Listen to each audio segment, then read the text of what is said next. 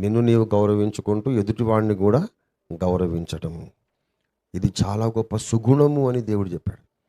చాలా గొప్ప పరిమళం అని నాకు దేవుడు చెప్పాడు. ఆయన చెప్పిన శబ్దాలే మీకు చెప్తున్నా మళ్ళీ నేను.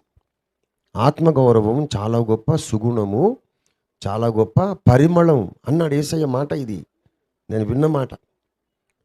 నీలో ఆత్మగౌరవం ఉండి ఎదుటి వాళ్లను కూడా నీకంటే ఎక్కువ ఘనపరిచే సుగుణం ఉంటే మల్లెపూల పరిమళం, సంపెంగ పూల పరిమళం లాగా నీలో నుండి అద్భుతమైన ఘమఘమలాడే పరిమళం సమాజంలో వ్యాపిస్తుంది. అప్పుడు ఏం జరుగుతుందంటే నీవు ఒక లీడర్ అయిపోతావు. ఎందుకు? నీలో స్టేజ్ ఫియర్ ఉండదు. ఎందుకంటే అరే నేనేం తక్కువ అనుకుంటావు, స్టేజ్ ఫియర్ ఉండదు. అట్ ద సేమ్ టైం ఇతరులను కూడా నువ్వు లీడర్స్ను చేయగలుగుతావు. దేవునికి స్తోత్రం కలుగును గాక. A self-respecting man can become a leader and make some more leaders. అర్థమైందా? నాకంటే ఎవడు ఎక్కువేం కాదు, నేను ఏం మామూలుని కాదు అనే నమ్మకంతో నువ్వు నాయకుడు అవుతావు. ఎదుటివాడిని కూడా గౌరవిస్తావు కదా, అప్పుడు వాళ్ళను కూడా నువ్వు నాయకులుగా చేయగలుగుతావు.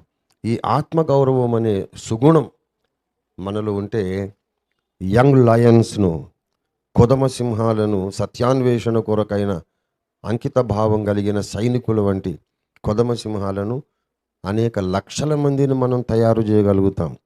Let us be self respecting and respecting others more than we respect our selves.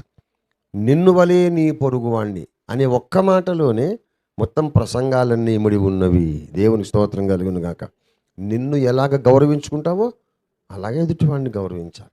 నిన్ను ఎలాగ ప్రేమించుకుంటావో ఎదుటివాడిని కూడా నువ్వు ప్రేమించుకోవాలి. అంటే ముందు నిన్ను నీవైతే ప్రేమించాలిగా.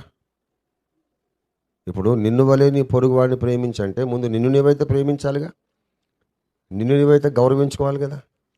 ఆ తర్వాత అదే లెవెల్లో ఎదుటివాడిని కూడా చూడు. అప్పుడు సమాజం అంతా పరిమళంతో నిండిపోతుంది. ఎవ్వరూ అవమానించబడరు, అందరూ గౌరవించబడతారు. అందరిలోని టాలెంట్స్ అన్నీ బయటకు వచ్చేస్తాయి. దేవునికి స్తోత్రం కలుగును గాక. కనుక మనం లీడర్లుగా ఎదుగుదాం. దేవునికి స్తోత్రం.